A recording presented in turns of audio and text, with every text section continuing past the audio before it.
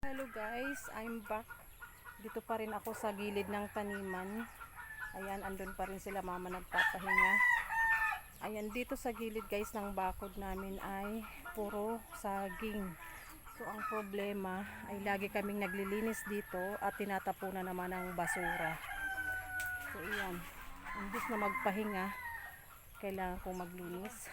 Kasi tingnan nyo guys, pakita ko lahat basura tinatapon dito sa bakod namin. Ayan guys, oh. Ayun ang bahay namin doon. Tapos dito ayan, mga nagtatapon ng basura dito sa kabila ng bakod. So ayan, start na tayong linisin. Ayan, nagsunog na ako ng mga tuyong dahon at yung mga basura, may mga ayan, mga diaper, mga damit na tinapon.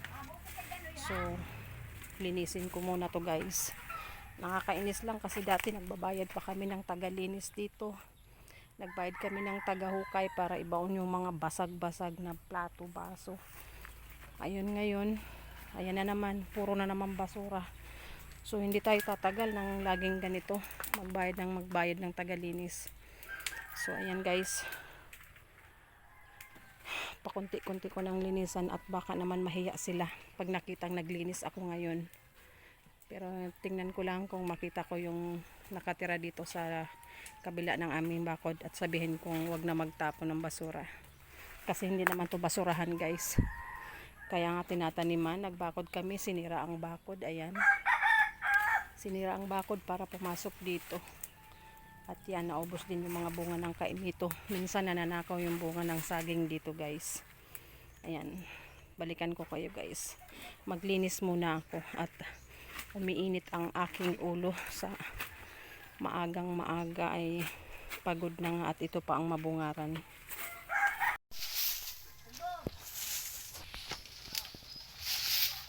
Mga ano lang, ugod, 3 piraso, isang gulay na yan. Puso, kahit isang pirasong ano, malaki o 2 maliit. Pwede na yan, daming basag na buti oh.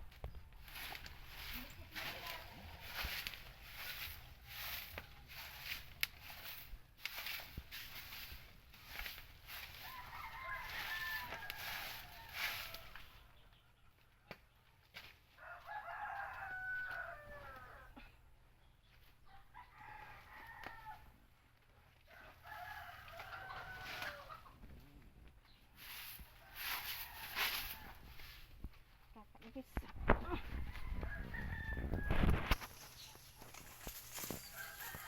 Atras ka tayo doon. Doon ka. Para hindi against the light. Diyan na rin doon. Dahil lang ito ang video. Ako nang ako. Umikot pa. Balik pa din pa.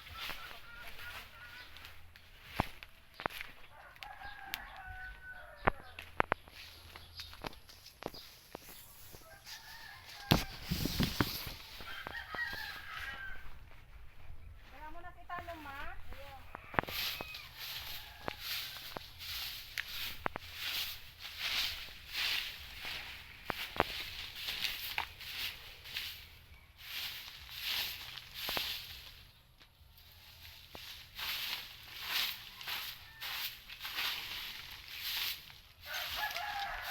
Pinakain mo muna.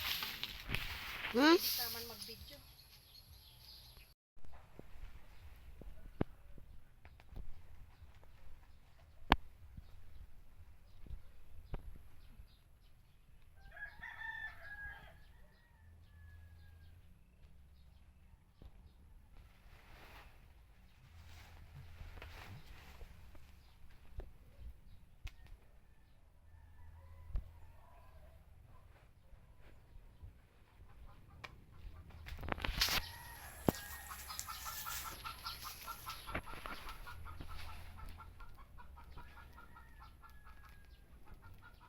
Ayan guys, ang dami natin kailangan linisin. Doon pa, pakita mo yung choy oh. Ayun, tambak pa ng basura. Ginawa na nilang tapunan ng basura. So walang maghuhukay niyan guys, at puro na nga dyan hukay dahil matagal na kami naglilinis lagi dyan. Ngayon kailangan sunugin. Ayun pa guys, oh. Kailangan natin maglinis. Baka sakali.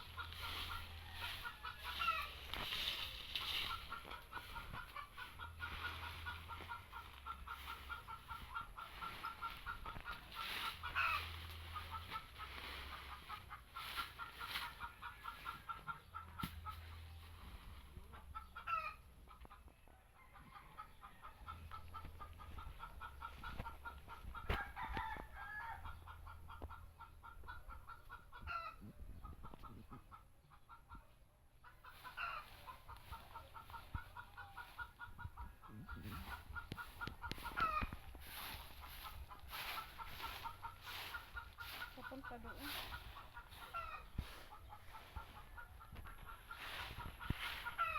Ako na. Ayan guys.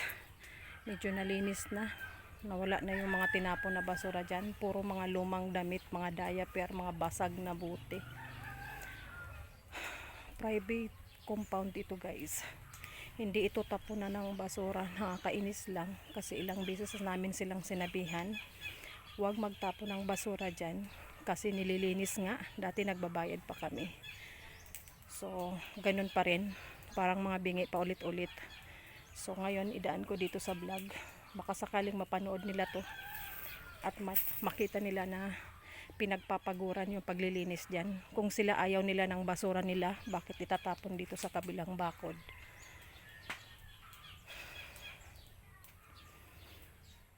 Ayan. Mga ilang days guys, babalikan ko yan. At titingnan natin kung meron pang bago. Dito lang sa ilalim. Tingnan nyo guys. Sa ilalim ng mga saging, ayan, mga basag na buti, mga lumang damit, mga pinagsunugan ng wire.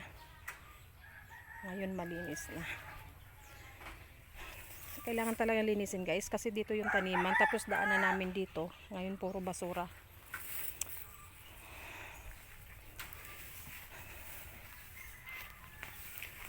Ayan, ito yung bungad ng farm guys. Ito yung daanan namin papasok doon sa loob. So ayan, malinis na malinis. At sana hindi na ako makakita ng mga basura dyan na plastic, mga diaper o anumang mga basag na gamit ng bahay nila at itatapon dito. Dito banda wala na guys nagtatapon. And doon lang sa side na yun, ilang bahay ba nandyan? Dalawa. Sana wala akong makita ng mga basag na bote dyan o plato, mga plastic na basura nila. Ba't dyan itatapon? Mga sapatos, tsinelas na sira. Ayan, babalikan ko yan. Palipas lang tayo ng ilang araw guys, sigurado may lilipad na naman dyan. doon din sa unahan guys. Laging na high blood si Papa doon sa unahan sa may mga tanim namin ng kalamansi.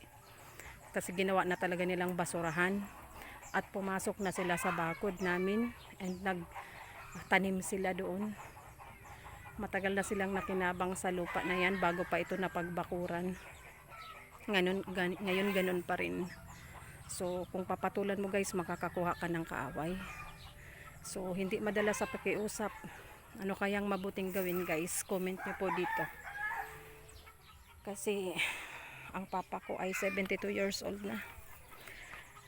Ngayon lagi niyang linilinis dyan sa mga gilid ng bakod kasi na-stress nga siya pag nakikita niyang may basura. May nakikita siyang mga diaper na nagliliparan na hindi naman to basurahan. Meron naman silang mga likod bahay at may bakod na dyan. So kung sila ayaw nila ng basura nila, bakit mo itatapon sa iyong kapitbahay? Hindi ito basurahan. Kaya maghukay sila.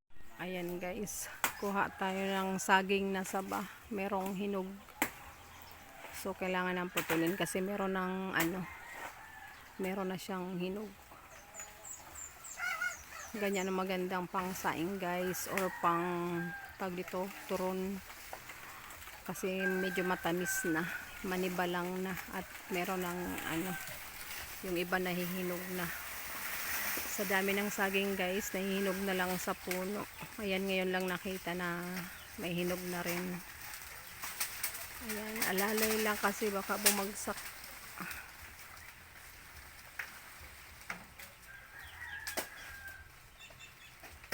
Matamaan yung katabi. Ayan, after maglinis-linis, may nakita tayong hinog na saba. So mamaya may merienda tayo. Masarap yan na gataan. Ang tawag sa Bicol ay pakro. Sinaing na ang sabaw ay gata.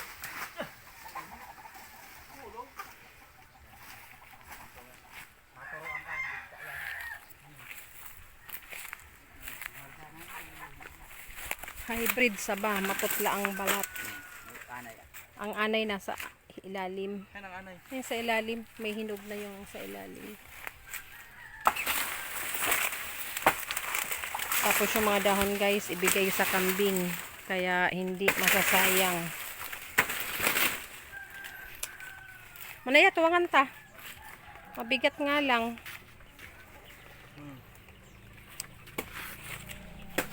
May hawakan ba? Ay, nay. Meron. Okay.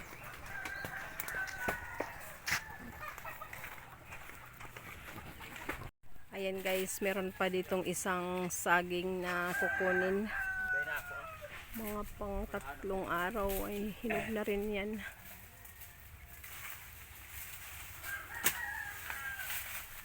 Paludan na pa. Di naka sa kanurta mo na yung kasudma. Taban mo na. Mga garaak naman kaya. Sige, kaya na. Ano na? Hindi na ko ang bunga. Pero mga liwato na buhay kaya. Maratag bubunga pa. Pero tubag ah. Kaya kuya na, mahinog na. Ano na nga ni, 2 aldaw kaan. Gusto nyo ka ng 5? Des! Sukat silyo duman. Dilaw na.